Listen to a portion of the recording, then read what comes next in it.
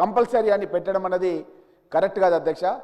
నేను మీ ద్వారా మన సభ ద్వారా తెలంగాణ శాసనసభ ద్వారా మనమంతా కూడా కేంద్రానికి ఒక లెటర్ రాసి ఎవరైతే ఉపాధ్యాయులుగా కొనసాగుతున్నారో వాళ్ళు ఇన్ సర్వీస్లో ఉన్నారో ఆ ఇన్ సర్వీస్లో ఉన్న ఉపాధ్యాయులకు టెట్ మినహాయింపు ఇవ్వాలని చెప్పి కోరుతూ అధ్యక్ష. ముఖ్యంగా ఏంటంటే ఒక సబ్జెక్ట్ టీచర్కి ఆ సబ్జెక్ట్తో సంబంధం లేకుండా వేరే సబ్జెక్ట్లో కూడా టెట్కు సంబంధించినటువంటి ఏదైతే ఎంట్రన్స్ పెడుతున్నారో ఎగ్జామ్ పెడుతున్నారో దాంట్లో వాళ్ళు ఆ యొక్క సిలబస్ని పొందుపరుస్తున్నారు అధ్యక్ష. ముఖ్యంగా మ్యాథ్స్ ఉపాధ్యాయుడు ఫిజికల్ సైన్స్ కూడా ఎగ్జామ్ రాయాలి.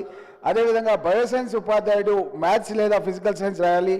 ఫిజికల్ సైన్స్ ఉపాధ్యాయుడు మ్యాథ్స్ లేదా ఈ విధంగా ఉండడం మూలంగా ముఖ్యంగా అధ్యక్ష ఎస్సీ ఎస్టీ బీసీ మైనార్టీ ఇట్లా చాలామంది ఉపాధ్యాయులు వెనకటికి ఎప్పుడో దశాబ్దాల కింద వాళ్ళు సెలెక్ట్ అయ్యి జాబ్స్ చేస్తుంటే వాళ్ళు ఇది రాయకుంటే కనుక ఉద్యోగం నుంచే తీసేస్తామన్న విధంగా ఆదేశాలు ఇచ్చారు అధ్యక్ష. కాబట్టి మనం వెంటనే మన శాసనసభ ద్వారా మన ప్రభుత్వం ద్వారా మనం ఒక నిర్ణయం తీసుకొని మన రాష్ట్రంలోనన్నా మినహాయింపు మన ప్రభుత్వం ద్వారానన్నా ఇవ్వాలి, లేదంటే కేంద్రానికి లెటర్ రాసి కేంద్రమైన మినహాయింపు ఇచ్చే విధంగా కృషి చేయాలని చెప్పి మీ ద్వారా కోరుతున్నారు అధ్యక్ష.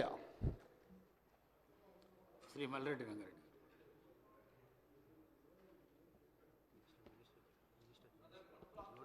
అధ్యక్ష, 1 minute. మినిస్టర్ గారు జూపల్లి మినిస్టర్ గారు నోటెడ్ అని అధ్యక్ష. శ్రీ మల్రెడ్డి రంగారెడ్డి.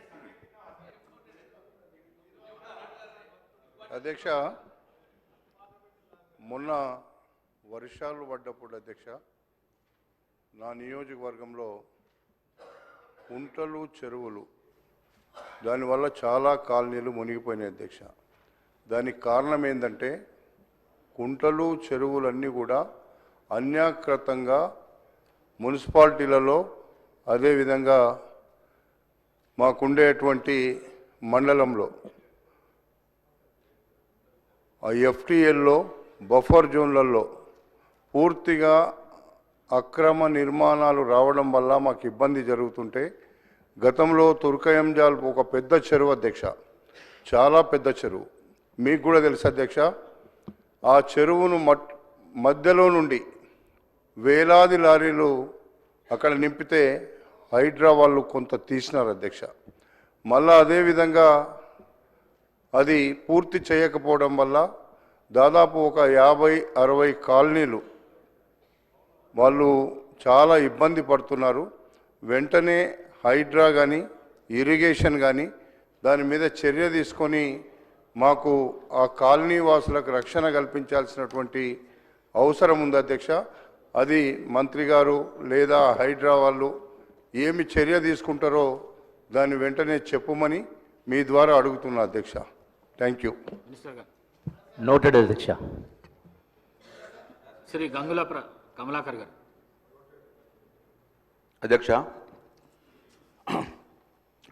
కలియుగ దైవం శ్రీ వెంకటేశ్వర స్వామి యొక్క టెంపుల్ తిరుపతి ఉంటుంది అధ్యక్ష. ఈరోజు కూడా చాలాసార్లు కూడా చాలామంది కూడా రేపు వైకుంఠ ఏకాదశికి వెళ్తారు అధ్యక్ష.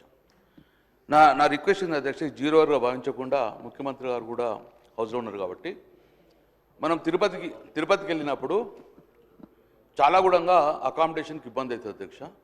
ముఖ్యంగా ఈ డివిజన్ వచ్చిన తర్వాత మనకు అకామిడేషన్ చాలా ప్రాబ్లం అవుతుంది అధ్యక్ష.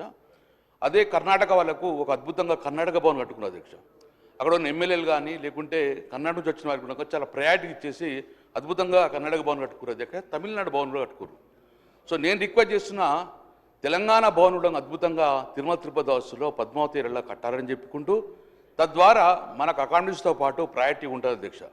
తర్వాత అధ్యక్ష, గౌరవ కేసీఆర్ ముఖ్యమంత్రి ఉన్నప్పుడు ముఖ్యంగా తిరుమలతో పాటు శబరిమల కూడా చాలా పవిత్రమైన ప్రాంతం కాబట్టి శబరిమల కూడా మన తెలంగాణ బాగుండాలని చెప్పేసి అప్పుడున్న కేసీఆర్ ముఖ్యమంత్రి మమ్మల్ని పంపడం వల్ల డెలిగేషన్ అక్కడ 5 ఎకరాల భూమిలో మనము చూచుకున్నాం అధ్యక్ష. ఆ గవర్నమెంట్ కేటాయించింది 5 ఎకరాల భూమి. సో వెనువెంటనే ఈ ప్రభుత్వము స్పందించి ఆ 5 ఎకరాల భూమిలో శబరిమల కూడా తెలంగాణ భవనం కట్టాలని చెప్పి తద్వారా తెలంగాణ ప్రాంత భక్తులకు కూడా ఎలాంటి ఇబ్బంది కాకుండా చూద్దని చెప్పి గౌరవ ముఖ్యమంత్రి గారు దాన్ని స్టేట్మెంట్ ఇవ్వాలని చెప్పి నేను రిక్వెస్ట్ చేసిన అధ్యక్ష. నోటెడ్ అధ్యక్ష.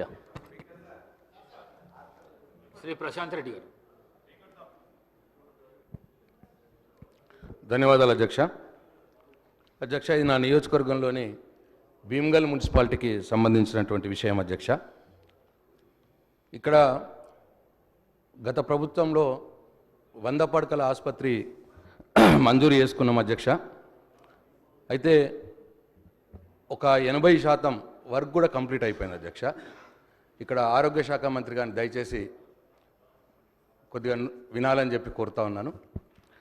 100 పడకల ఆసుపత్రి గత ప్రభుత్వ హయాంలో మంజూరైంది. అప్పుడే ఒక 80% వర్క్ కంప్లీట్ అయిపోయింది. అయితే ఈ హాస్పిటల్కు స్టాఫ్ అలాట్మెంట్ కూడా జరిగింది అధ్యక్ష. ఈ 2 years నుంచి అధ్యక్ష పనులు జరగట్లేదు. అయితే 30 కోట్లు ఇప్పటికే ఖర్చు పెట్టబడింది. 35 కోట్లతో మంజూరు అయితే 30 కోట్లు ఖర్చు పెట్టబడింది. ఇంకొక 5 కోట్లు అంటే పాత ఖర్చు పెట్టిన దాంట్లో బిల్స్ ఇవ్వడం, ఇంకొక 5 కోట్లు దానికి విడుదల చేస్తే అది కంప్లీట్ అయిపోతుంది. ఎందుకంటే 2 years నుంచి స్టాఫ్ కూడా ఎక్కడెక్కడ వేరే హాస్పిటల్స్లో పనిచేస్తూ ఉన్నారు. దయచేసి ఆ కాంట్రాక్టర్ని అడుగుతానేమో కొద్దిగా నాకు బిల్స్ రావట్లేదు, ఇబ్బందిగా ఉన్నది అని చెప్పి పనులు జరగట్లేదు. దయచేసి ఈ విషయంలో దృష్టి సారించాలని నేను ఆరోగ్య శాఖ మంత్రి గారిని కోరుతా ఉన్నాను. ఇది నా నియోజకవర్గంలో ఒకటే హాస్పిటల్, ఇంకొకటి చిన్నది నియోజకవర్గంలో ఒకటే హాస్పిటల్ ఉంది కాబట్టి దీన్ని కంప్లీట్ చేయాల్సిందిగా తమరి ద్వారా ఆరోగ్య శాఖ మంత్రి గారిని నేను కోరుతా ఉన్నాను.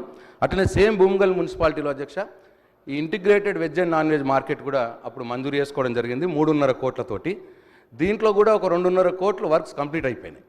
ఇంకొక ₹1 కోటి వర్క్ మిగిలి ఉంది. అది కూడా కాంట్రాక్టర్ పాపం 60 లక్షలు 70 లక్షలు బిల్ రావాలి అని చెప్పి అది ఆపినాడు.